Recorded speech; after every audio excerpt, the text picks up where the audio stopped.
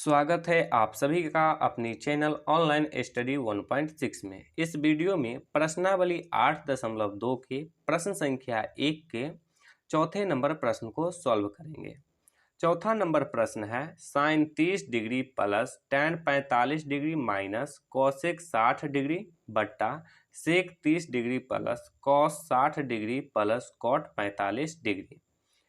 इस प्रश्न का मान ज्ञात करना है। मान ज्ञात करने के लिए ये जो त्रिकोणमितीय अनुपात दिया हुआ है इस सभी का पहले मान रखेंगे। तो मान रखने के लिए त्रिकोणमितीय टेबल को देखते हैं। तो ये है त्रिकोणमितीय टेबल। तो यहाँ पे है साइन 30 डिग्री, तो पहले साइन 30 डिग्री का मान देखेंगे। तो देखिए साइन 30 डिग्री का मान है 1/2। तो साइन 30 डिग्री के स्थान पे साइन 30 डिग्री का मान रखेंगे। तो इसके स्थान पे रख देंगे 1/2। प्लस का चिन्ह है तो प्लस का चिन्ह। अब है tan 45 डिग्री, तो tan 45 डिग्री का मान है 1। तो tan 45 डिग्री के स्थान पे रखेंगे 1। देखिए इस 1 के हर में कुछ नहीं तो 1 ले सकते हैं, तो 1 ले लिए। अब है माइनस का चिन्ह, तो माइनस का चिन्ह। यह है कॉसेक 60 डिग्री, तो कॉसेक 60 डिग्री का मान देखेंगे। कॉसेक 60 डिग्री का मान है 2/√3।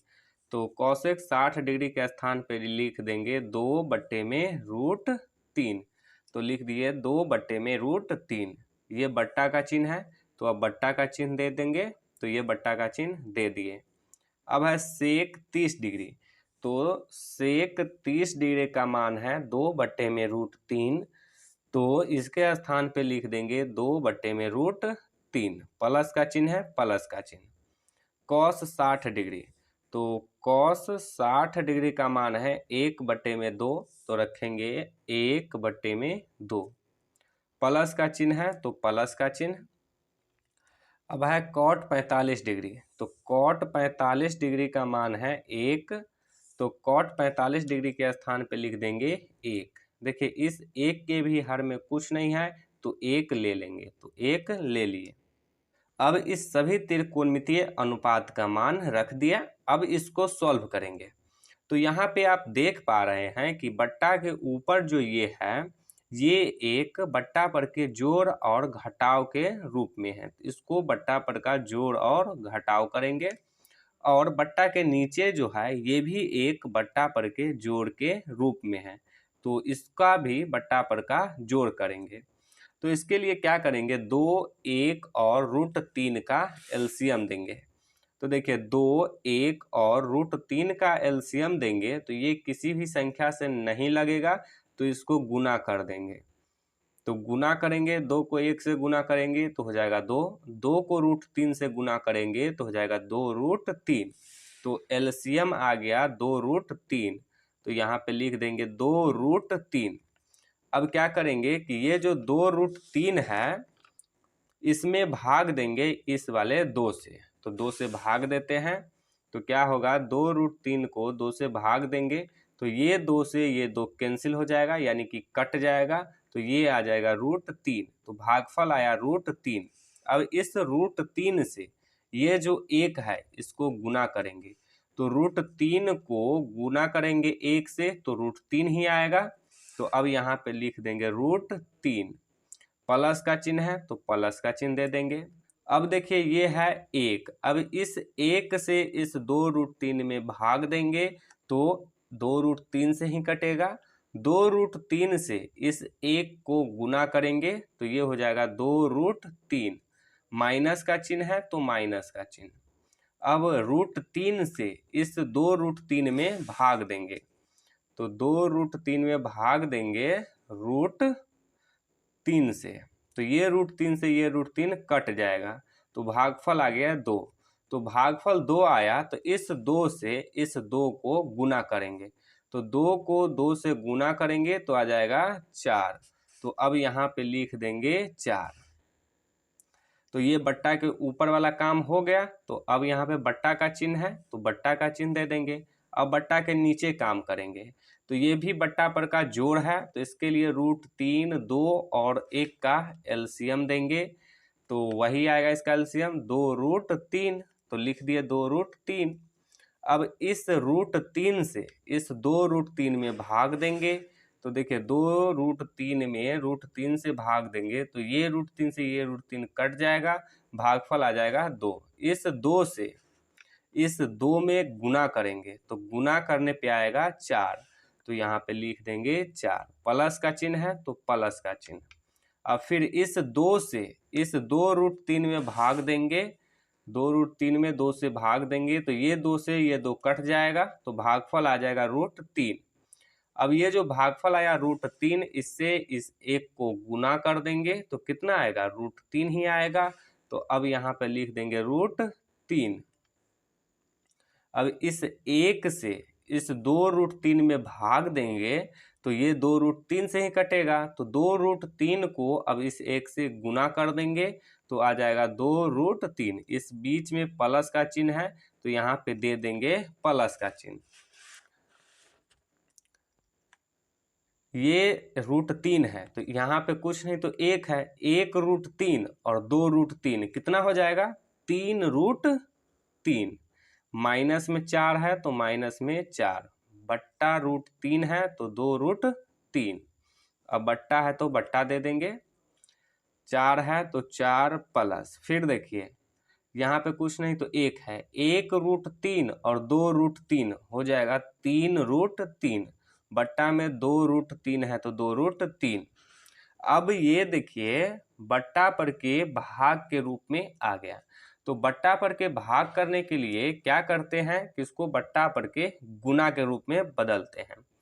तो बट्टा पर के गुना के रूप में बदलने के लिए ऊपर वाले भिन्न को पहले ज्यों का त्यों उतार देते हैं। तो ऊपर वाला भिन्न है 3√3 माइनस 4 बट्टा में है 2√3, तो ऊपर वाले भिन्न को ज्यों का त्यों उतार दिए। अब देंगे गुना का चिन्ह।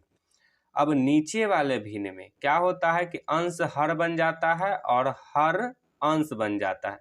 कहने का अर्थ यह हुआ कि बट्टा के नीचे जो रहेगा वो उसको लिख देंगे बट्टा के ऊपर, और बट्टा के ऊपर जो रहेगा उसको लिख देंगे बट्टा के नीचे। तो लिख दिए, ये 2√3 से ये 2√3 कैंसिल हो जाएगा यानी कि कट जाएगा, तो ये आ जाएगा 3√3 माइनस 4 बट्टा में 4 प्लस 3√3। तो इसको ऐसे भी लिख सकते हैं घुमा करके, 3√3 माइनस 4 है तो इसको लिख देंगे बट्टा, ये जो 3√3 है इसको पहले लिख देंगे तो 3√3, और यहाँ पे 4 प्लस में है तो प्लस में 4, इसको ऐसे भी लिख सकते हैं। देखिए यहाँ पे हम इसको आंसर कह सकते हैं, लेकिन इसको आंसर हम कहेंगे नहीं। क्यों? क्योंकि ये जो आया है आंसर, इसके हर में रूट वाली संख्या है, तो कभी भी भिन्न के हर में रूट वाली संख्या नहीं होता है। तो अब इस रूट को हटाएंगे, तो रूट को हटाने के लिए करते हैं हर का परमयकरण। तो अब यहाँ पे भी करेंगे हर का परमयकरण, तो इसके लिए लिखेंगे हर का परमयकरण, हर का परमयकरण करने पर। और हर का परमयकरण होता कैसे है, तो पहले ये जो भिन्न है इसको ज्यों का त्यों उतार देंगे, तो 3√3 माइनस में 4 बट्टा में 3√3 प्लस में 4। उतारने के बाद भिन्न के हर में जो संख्या रहेगा उसी संख्या से भिन्न के ऊपर गुना कर देंगे और उसी संख्या से भिन्न के नीचे भी गुना कर देंगे। बस उसमें बदलाव ये करना है कि चिन्ह प्लस का रहेगा तो माइनस का कर देंगे, और माइनस का रहेगा तो प्लस का कर देंगे, यानी कि चिन्ह बदल देंगे। तो भिन्न के हर में है 3√3 प्लस में 4, तो इसको गुना क्या करेंगे, 3√3 माइनस 4 से, नीचे भी कर देंगे 3√3 माइनस 4 से। अब देखिए ये जो 3√3 है इसको यदि a मान ले और ये जो 4 है इसको यदि b मान ले, तो यहाँ पे इस 3√3 को भी a मानना होगा, इसको भी b मानना होगा। तो ये किस रूप में आ गया, तो यहाँ देखिए a minus B into a minus B के रूप में आ गया, यानी कि ये आ गया a माइनस बी के होल स्क्वायर के रूप में। तो a माइनस बी का होल स्क्वायर होता है a square minus 2ab plus b square. तो देखिए ए कितना है 3√3, तो यहाँ पे 3√3 का स्क्वायर करेंगे माइनस 2, इस बीच में कोई चीज नहीं तो गुना का, ए कितना है 3√3 तो 3√3, फिर इस बीच में कोई चीज नहीं तो गुना का, बी का मान कितना है 4 है, तो फिर रख देंगे यहाँ पे 4 प्लस बी स्क्वायर, बी का मान कितना है 4 तो 4 का स्क्वायर। अब इसको सॉल्व करेंगे तो देखिए यहाँ पे 3√3 का स्क्वायर है, यानी कि 3 गुने √3 का स्क्वायर है। ये जो स्क्वायर है ये इस 3 पे भी लगा हुआ है और इस √3 पे भी लगा हुआ है, तो 3 का स्क्वायर हो जाएगा 9 गुने √3 का स्क्वायर करेंगे तो ये स्क्वायर से रूट कैंसिल हो जाएगा, तो यानी कि आ जाएगा ये 3, 9 को 3 से गुना कर देंगे तो आ जाएगा 27, तो 3√3 का स्क्वायर हो जाएगा 27 माइनस इस 2 से इस 3 को गुना करेंगे तो हो जाएगा 6, फिर इस 6 से इस 4 को गुना करेंगे तो हो जाएगा 6 चौक 24, अब 24 को √3 से गुना कर देंगे तो हो जाएगा ये 24√3 प्लस 4 का स्क्वायर हो जाएगा 16। अब इसको सॉल्व करेंगे तो 27 में 16 को जोड़ेंगे तो आ जाएगा 43 माइनस 24√3। अब यहाँ पे लिख देंगे 43 माइनस 24√3 बट्टा है तो बट्टा, यहाँ पे भी 3√3 को a मान लेते हैं, इस 4 को b मान लेते हैं, इसको भी a मानना होगा और इसको भी b मानना होगा, तो ये किस रूप में आ गया, ये आ गया a plus b into a minus b के रूप में आ गया। तो इसका फॉर्मूला हम लोग जानते हैं, ये इसका फॉर्मूला होता है a square minus b square, a के स्थान पे 3√3 तो ये हो जाएगा 3√3 का स्क्वायर माइनस b के स्थान पे है 4 तो हो जाएगा 4 का स्क्वायर। इसको हल करेंगे तो देखिए 3√3 का स्क्वायर यहाँ पे किए थे तो कितना आया था 27, तो 27 माइनस 4 का स्क्वायर करेंगे तो हो जाएगा 16, अब 27 में से 16 को घटाएंगे तो आ जाएगा 11, तो अब यहाँ पे लिख देंगे 11, तो ये आ गया 43 माइनस 24√3 बट्टा में 11। तो देखिए भिन्न के हर से रूट वाली संख्या को हटा दिए, तो हटाने के बाद इसमें जो आएगा वही हो जाएगा इसका आंसर, तो इसका आंसर हो जाएगा यही। तो उम्मीद है कि आप लोगों को ये प्रश्न समझ में आया होगा, यदि समझ में आया हो तो इस वीडियो को लाइक कीजिएगा और चैनल को सब्सक्राइब जरूर कर दीजिएगा।